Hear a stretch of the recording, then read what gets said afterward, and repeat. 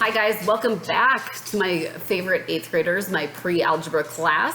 Guys, I'm on lesson 15 with you. We're going to be talking today about fractions into decimals and decimals into fractions, rounding things. Guys, get out a notebook. You are going to want to take notes on this.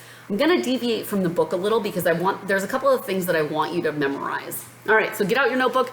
Make sure you're taking notes. First things first, it is very helpful to memorize some of these fractions. 1 out of 4. Actually, we're going to back up and talk about this. We've done factors, and I want you to list out all the factors of 100. If you can pause the video right now, list out all your factors of 100. When you come back, we'll talk about that.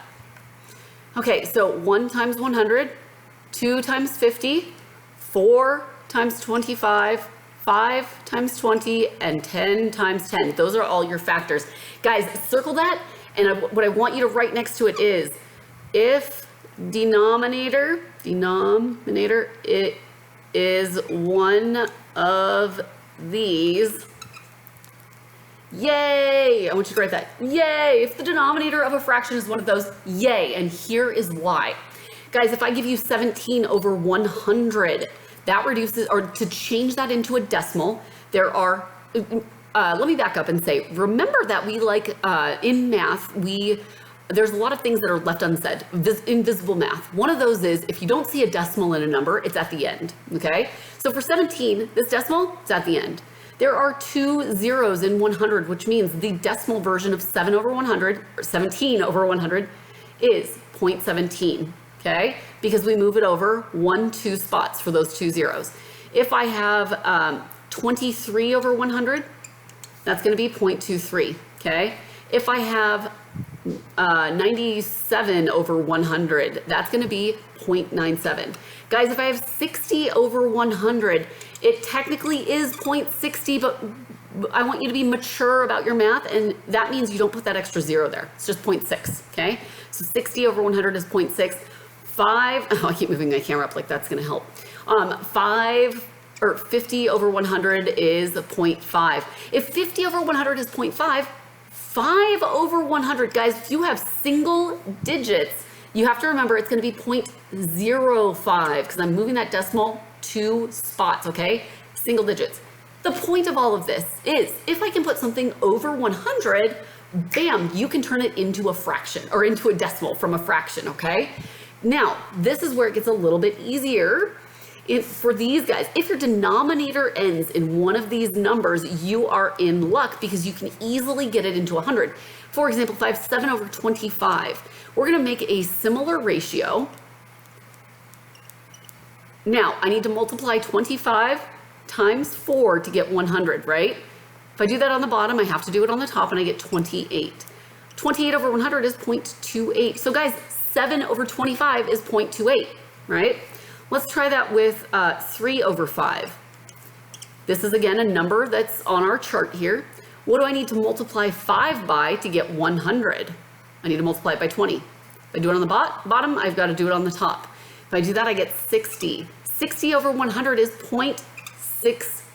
Don't use that extra 0, okay? Don't use that extra 0.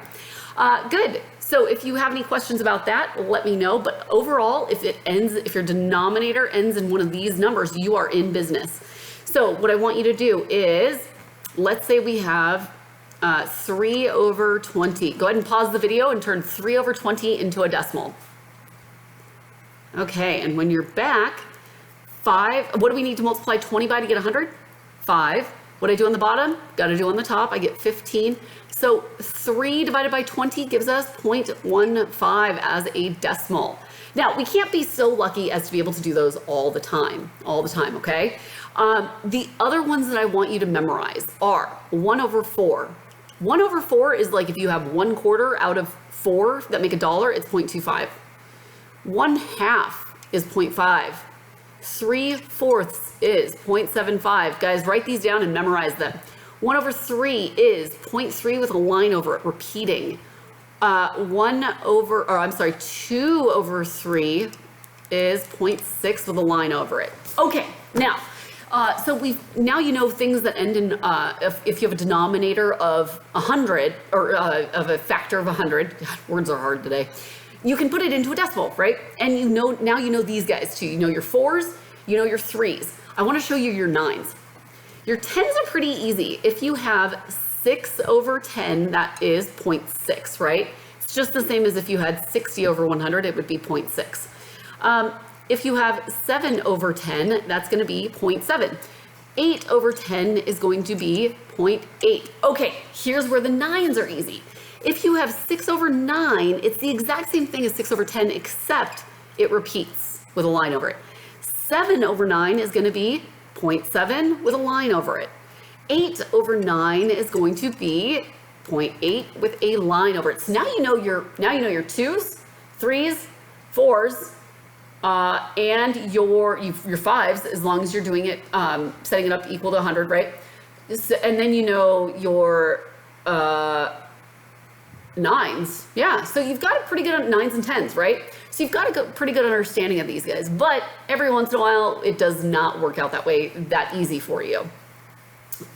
For example, let's say that I gave you 3 over 8. 3 over 8. Okay, and I told you to turn this into a decimal. Here's the easiest way to do this. We're going to set up a ratio, and we're going to put it over 100. Part over whole equals, actually, I want you to write this down. Part over whole equals percent over 100. So we're going to actually be finding the percent here, but anything over 100 we can turn into a decimal. So make sure that you write this down, star it, highlight it, put a flag by it. We are going to come back to that so often. All right, so I don't know what is going to be here, but once I do, I can turn it into a decimal.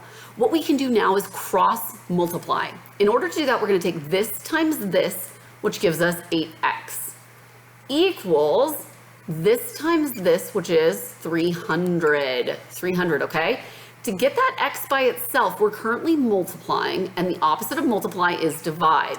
If I do that, these guys cancel out. But what I do to one side, I must do to the other. X equals, now if you are on your calculator, you would do 300, and it's okay to use a calculator for this, divided by 8 gives us 37.5. 37.5. So guys, I could come back up here and say that 3 over 8 equals 37.5 over 100. Now, anything over 100 is a percent, so this is going to be 37.5%, but also over 100, there are 2 zeros in 100, so we just need to move the decimal spot 2 spots. So 3 over 8 is 0.375, 0.375. All right, what about 1 over 30? 1 over 30. Let's set that up. We want to get it over 100. Over 100. We're going to put an x here. We cross multiply. This times this gives us 30x equals this times this, which gives us 100. We're going to divide by 30 because that's the opposite and they cancel out. Divide by 30. Guys, lob off your zeros to make life easier. And x equals 10 divided by 3. 10 divided by 3. If you do that on the calculator, you will see that you get 0.3 repeating. So 3.33 with a line over it, right? That's okay. When we come up here, it's 1 over 30 equals 3.33 with a line over it, over 100. That would be it as a percent, but I asked for it in decimal form. There are 2 zeros in 100, so you're going to move it 2 spots, so it's going to be 0.0333 with a line over it, right? Hopefully that makes sense. I asked you to move it 2 spots, so it's going to go 1, 2, but I need to put in a little place filler there. That's where that 0 came from, okay? Let's write each fraction as a decimal, so some more examples. We have 3 over 10. 3 over 10, that just becomes 0.3. Bam. What about 2 over 5? That is, 5 is one of our lucky numbers that we can put over, or it's a multiple of 100. So we need to multiply this by 20. Multiply this by 20, I get 40, which equals 0.4. That's 0.4 as a decimal. 3 over 20 equals, put that over 100, right? What do I need to multiply 20 by to get 100? Times 5. Multiply this times 5, I get 15. So 3 over 20 is 0.15 as a decimal. And again, remember how you're saying these. This is 3/10, 4/10, 15/100ths, okay? Let's see about rounding up our repeaters. Okay, guys, there's a big difference here between a couple of these things. 4,000, let's see, 42.617. All right, that line above our decimal, or above our numbers, is really important where we put it. This guy right here is saying, hey, repeat all this garbage again. So it's gonna be 617, 617, 617, and on and on and on, right? 42.617 with a line over the 7, that is saying 42.617777 ... That makes sense? Hopefully you can see how those would be. So when we ask to round those, you want to take this group right here and you look at that next digit. That's a 5 or greater, means that we take this number and we bump it up. So if I were to round this, it would be 42.618. 618. Now, if I asked you to round this to the tenths, remember your tenths column is right here, okay?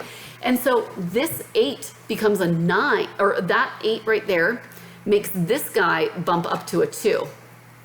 So I'll leave it just written like that. So that becomes 42.62, right? And I'm asking you to go to your tenths, which is this column.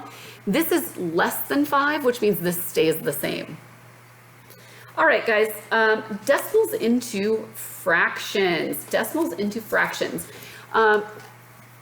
Basically, what you're gonna do, I need to pause this and get a cheat sheet. Okay, guys, so decimals into fractions. All you have to do when you have a decimal is you just have to say it. Now, granted, I say this a lot, 0.2, right? But what I really mean is 2/10. And it's good to know that. So I have this lovely cheat sheet that I'll give you in class that looks like this.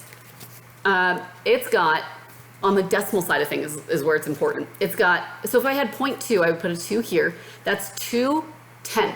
If I had 21, that would be 21/100ths. If I have 212 thousandths, because that's where it ends, right? The reason why this is important is that word that you're saying is what we're going to turn it into a fraction with. So 2/10 would be 2/10. Okay, you'll notice it's 1/10 here. That's to help us. 21/100ths would be 21/100. 212 thousandths would be 212/1000. Guys, that's all you have to do. However, you must reduce your fractions.